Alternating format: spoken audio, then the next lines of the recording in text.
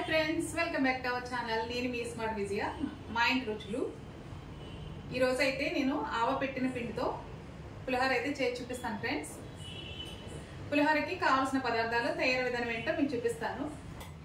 Stove వెలిగించుకుని కళాయి అయితే పెట్టుకుందాము.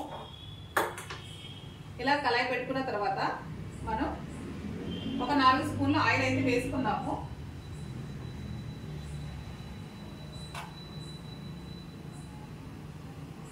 కొంచెం ఆయిల్ అయితే వేసుకున్న తర్వాత ఆయిల్ అయితే వేడవ్వాలి.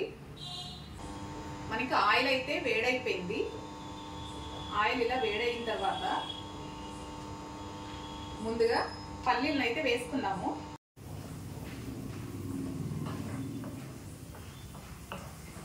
ఇప్పుడు కరివేపాకు అయితే వేస్తున్నాను.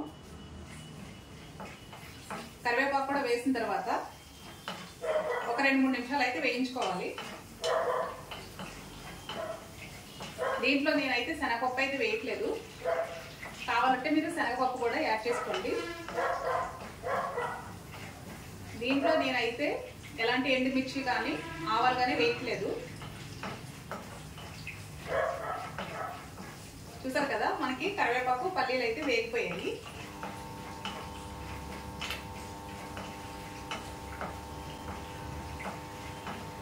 ఆవపెట్టిన పిండితో పులిహోర చేసేటప్పుడు రైస్ అయితే మనకి బాగా చల్లారిన తర్వాత మాత్రమే నిమ్మరసం కానీ ఆవపెట్టిన పిండి కానీ కలుపుకోవాలి. వేడిగా ఉన్నప్పుడు అయితే అసలు కలపకూడదు, ఎందుకంటే చేదు వచ్చేస్తుంది. ఇది బాగా గుర్తుపెట్టుకోండి. నేను స్టవ్ అయితే ఆఫ్ చేస్తున్నాను. ఈ పల్లీలు కరివేపాకు వేగిన తర్వాత కొద్దిగా పసుపు అయితే వేస్తున్నాను. మరి ఎక్కువైతే వేయట్లేదు ఫ్రెండ్స్.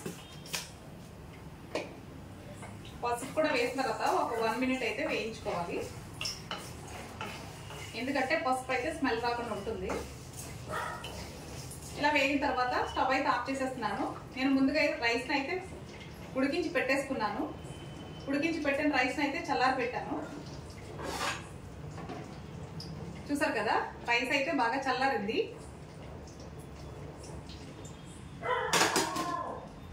ఒక పెద్ద సైజు నిమ్మకాయలు అయితే రసం కూడా తీసి పెట్టుకున్నాను.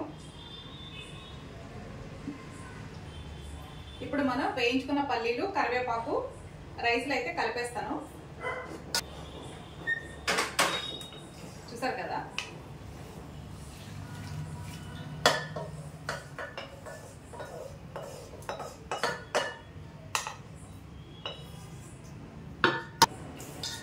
ఇలా రైస్లో అయితే వేసేసాను ఫ్రెండ్స్. ఇప్పుడు రుచికి సరిపడా ఉప్పు అయితే వేస్తున్నాను.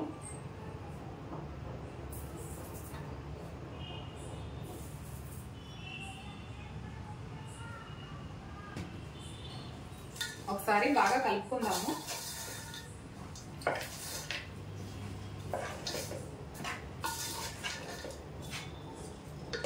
రైస్ అయితే చల్లారిపోయింది కాబట్టి ఇప్పుడు ఆవపెట్టిన పిండి అంటే ఎండుమిర్చి ఆవాలు కలిపి మిక్సీ అయితే పట్టాను. వేయించలేదండి, పచ్చివే మిక్సీ పట్టుకున్నాను. చూసారు కదా, ఇది ఇప్పుడు నేను రైస్లో అయితే కలుపుతాను. నేను 1.5 స్పూన్ అయితే వేసాను ఫ్రెండ్స్.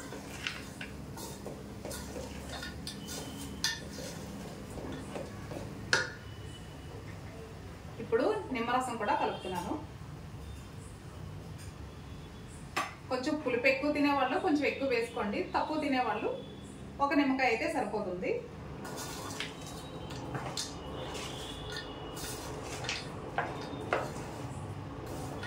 ఇప్పుడు మనం ఇలా బాగా కలుపుకోవాలి.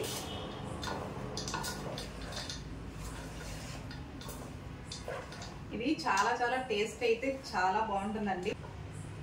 ఎప్పుడు చేసుకున్నా నిమ్మకాయ పులిహోర, లేదంటే చింతపండు పులిహోర, మామిడికాయ పులిహోర, ఉసిరికాయ పులిహోర ఇలా చేస్తూ ఉంటాం కదా. ఇదైతే కొంచెం డిఫరెంట్గా ఉంటుంది ఆవపెట్టిన పిండితో. టేస్ట్ అయితే చాలా బాగుంటుంది. తప్పకుండా ట్రై చేయండి. ట్రై చేసి మీకు నచ్చినట్లయితే కామెంట్ చేయండి ఫ్రెండ్స్.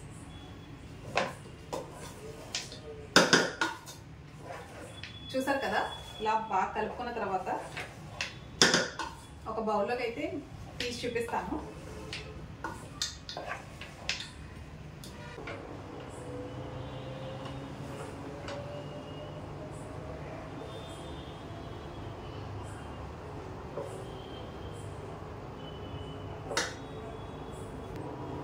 చూసారు కదా ఫ్రెండ్స్, ఆవ పెట్టిన పిండితో పులిహోర అయితే రెడీ అయిపోయింది.